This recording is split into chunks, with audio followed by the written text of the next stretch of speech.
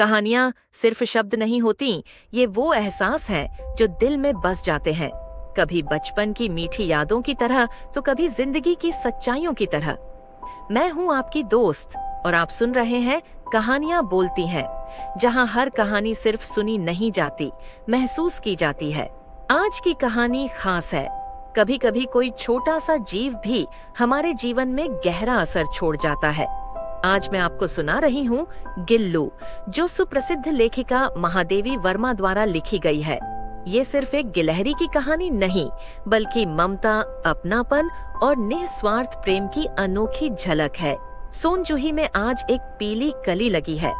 इसे देखकर अनायास ही उस छोटे जीव का स्मरण हो आया, जो इस लता की सघन हरितिमा में छिप कर बैठता था और फिर मेरे निकट पहुंचते ही कंधे पर कूदकर मुझे चौंका देता था।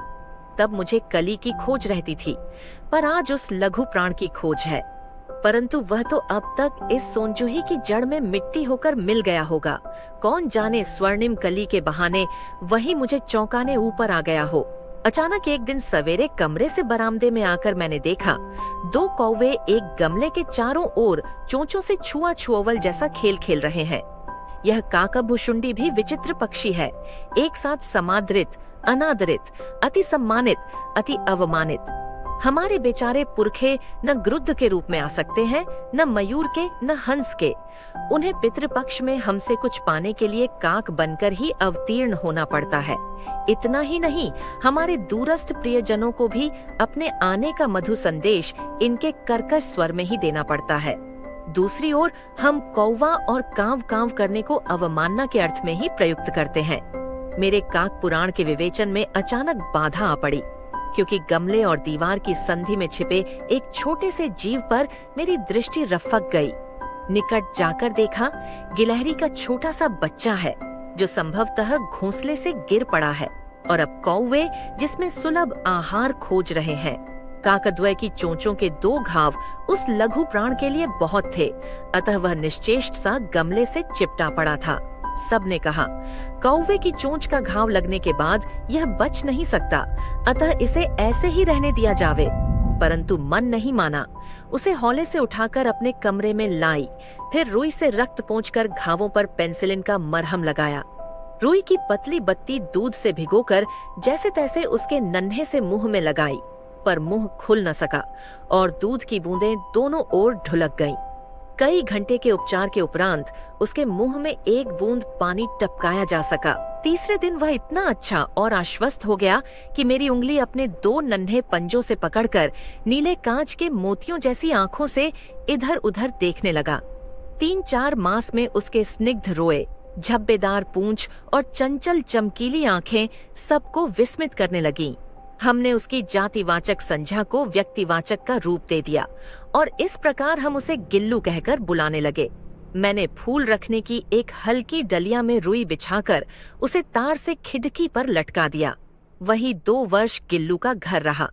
वह स्वयं हिलाकर अपने घर में झूलता और अपनी कांच के मनकों सी आंखों से कमरे के भीतर और खिड़की से बाहर न जाने क्या देखता समझता रहता था। परंतु उसकी समझदारी और कार्यकलाप पर सबको आश्चर्य होता था। जब मैं लिखने बैठती, तब अपनी ओर मेरा ध्यान आकर्षित करने की उसे इतनी तीव्र इच्छा होती थी कि उसने एक अच्छा उपाय खोज निकाला। वह मेरे पैर तक आकर सर्र से पर्दे पर चढ़ जाता और फिर उसी तेजी से उतरता। उसका यह दौड़ने का क्रम तब तक चलता जब तक मैं उसे पकड़ने के लिए न उठती। कभी मैं गिल्लू को पकड़कर एक लंबे लिफाफे में इस प्रकार रख देती कि उसके अगले 2 पंजों और सिर के अतिरिक्त सारा लघुगात लिफाफे के भीतर बंद रहता। इस अद्भुत स्थिति में कभी कभी घंटों मेज पर दीवार के सहारे खड़ा रहकर वह अपनी चमकीली आंखों से मेरा कार्यकलाप देखा करता। भूख लगने पर चिक चिक करके मानो वह मुझे सूचना देता, और काजू या बिस्कुट मिल जाने पर उसी स्थिति में लिफाफे से बाहर वाले पंजों से पकड़कर उसे कुतरता रहता। फिर गिल्लू के जीवन का प्रथम बसंत आया। नीम चमेली की गंध मेरे कमरे में हौले हौले आने लगी। बाहर की गिलहरियां खिड़की की जाली के पास आकर चिक चिक करके न जाने क्या कहने लगीं।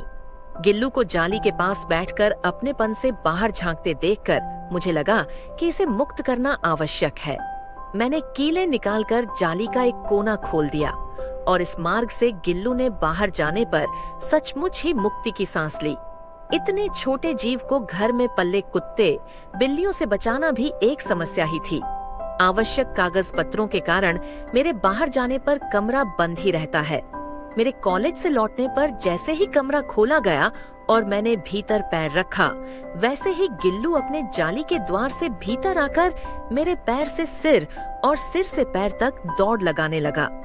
तब से यह नित्य का क्रम हो गया।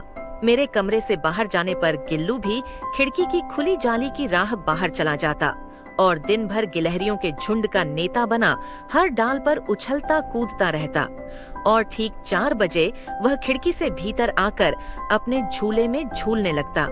मुझे चौंकाने की इच्छा उसमें न जाने कब और कैसे उत्पन्न हो गई थी। कभी फूलदान के फूलों में छिप जाता, कभी पर्दे की चुन्नट में और कभी सोनजूही की पत्तियों में। मेरे पास बहुत से पशु पक्षी हैं और उनका मुझसे लगाव भी कम नहीं है, परंतु उनमें से किसी को मेरे साथ मेरी थाली में खाने की हिम्मत हुई है, ऐसा मुझे स्मरण नहीं आता। गिल्लू इनमें अपवाद था। मैं जैसे ही खाने के कमरे में पहुंचती, वह खिड़की से निकलकर आंगन की दीवार, बरामदा पार करके मेज पर पहुंच जाता और मेरी थाली में बैठ जाना चाहता। बड़ी कठिनाई से मैंने उसे थाली के पास बैठना सिखाया, जहां बैठकर वह मेरी थाली में से एक एक चावल उठाकर बड़ी सफाई से खाता रहता। काजू उसका प्रिय खाद्य था और कई दिन काजू न मिलने पर वह अन्य खाने की चीजें या तो लेना बंद कर देता या झूले से नीचे फेंक देता था। उसी बीच मुझे मोटर दुर्घटना में आहत होकर कुछ दिन अस्पताल में रहना पड़ा।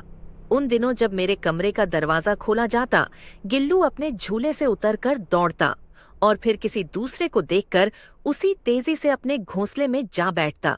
सब उसे काजू दे आते, परंतु अस्पताल से लौटकर जब मैंने उसके झूले की सफाई की तो उसमें काजू भरे मिले, जिनसे झांत होता था कि वह उन दिनों अपना प्रिय खाद्य कितना कम खाता रहा था।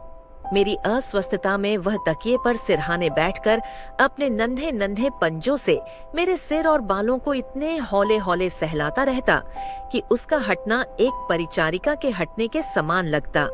गर्मियों में जब मैं दोपहर में काम करती रहती तो गिल्लू न बाहर जाता न अपने झूले में बैठता। उसने मेरे निकट रहने के साथ गर्मी से बचने का एक सर्वथा नया उपाय खोज निकाला था। वह मेरे पास रखी सुराही पर लेट जाता और इस प्रकार समीप भी रहता और ठंडक में भी रहता। गिलहरियों के जीवन की अवधि 2 वर्ष से अधिक नहीं होती, अतः गिल्लू की जीवन यात्रा का अंत आ ही गया। दिन भर उसने न कुछ खाया न बाहर गया।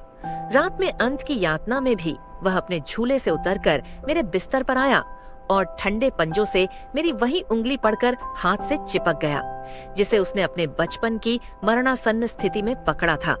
पंजे इतने ठंडे हो रहे थे कि मैंने जागकर हीटर जलाया और उसे उष्णता देने का प्रयत्न किया, परंतु प्रभात की प्रथम किरण के स्पर्श के साथ ही वह किसी और जीवन में जागने के लिए सो गया। उसका झूला उतारकर रख दिया गया है और खिड़की की जाली बंद कर दी गई है, परंतु गिलहरियों की नई पीढ़ी जाली के उस पार चिक चिक करती ही रहती है और सोनजूही पर बसंत आता ही रहता है। सोनजूही की लता के नीचे गिल्लू को समाधि दी गई है, इसलिए भी कि उसे वह लता सबसे अधिक प्रिय थी, इसलिए भी कि उस लघुगात का किसी वासंती दिन जूही के पीताब छोटे फूल में खिल जाने का विश्वास मुझे संतोष देता है।